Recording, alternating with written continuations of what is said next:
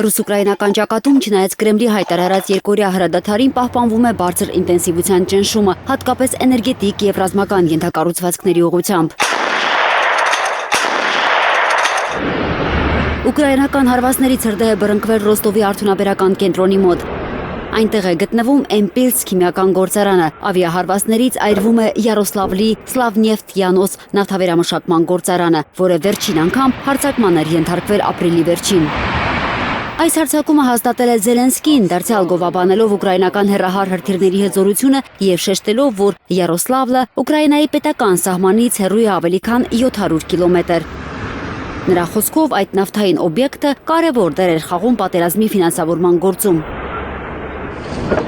Արդյունաբերական օբյեկտներ են թիրախավորվել նաև Պերմի երկրամասում, ԱԹՍ-ի հարվածը եղել Գրոզնիում։ Ըստ Ռուսաստանի պաշտպանության նախարարության գիշերը ՀՕՊ-ը խոցել է ավելի քան 260 ուկրաինական անօդաչուներ, որոնցից մոտ 3 տասնյակը Մոսկվայի ուղղությամբ։ Ուկրաինական բանակը նաև պնդում է, թե հարվածել է ռուսական Կասպյան նավատորմին պատկանող ռազմանավերից մեկին։ Մոսկվան այս տեղեկությունը դեռ չի մեկնաբանել, սակայն ռազմական փորձագետները նշում են, որ վերջին 1 տարվա ընթացքում Ուկրաինան զգալիորեն ընդլայնել է հեռահար հարվածային կարողությունները, մեծացնելով տեղական արտադրության հրթիռների և ԱԹՍ-ների կիրառումը։ Վերջին հայտարարությունների համաձայն Կիևը փորձարկում է նաև նոր Ֆլամինգո տեսակի հրթիռներ, որոնք կարող են խոցել մինչև 1200 կիլոմետր հեռավորության վրա գտնվող թիրախներ։ Կիևը հայտնել է, որ Ռուսաստանը վերջին օրերին կիրառել է ավելի քան 850 անօդաչուներ։ Զելենսկին հայտարարել է, որ հրադադարի իմիտացիա անգամ չի եղել, և Ուկրաինան հայելային կպատասխանի։ Ռուսաստանի հարվածներին մենք կպատասխանենք հեռահար պատժամիջոցներով։ Ռուսաստանի դիվանագիտական պատրաստակամությանն ի պատասխան կընտրենք դիվանագիտական ճանապարհը։ Մոսկվայում ուժեղացվել են անվտանգության միջոցառումները մայիսի 9-ի հաղթանակի օրվան նվիրված շքերթից առաջ։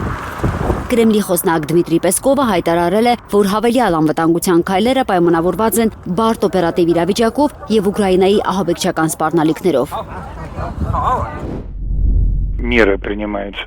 Միջոցառումները ձեռնարկվում են բացառապես գործող օրենսդրության շրջանակներում։ Դրանք կարևոր են քաղաքացիների անվտանգությունն ապահովելու համար, ինչը բացարձակ առաջնահերթություն է։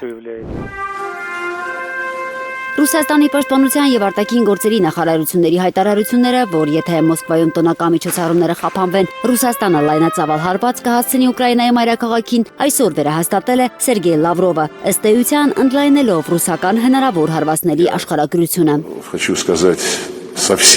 Շատ ուղիղ և ամենայն պատասխանատվությամբ հայտարարում եմ, այն ինչ այսօր Ուկրաինայի միջոցով անում են Եվրոպայում վերածնվող ֆաշիստները, չի ներվելու։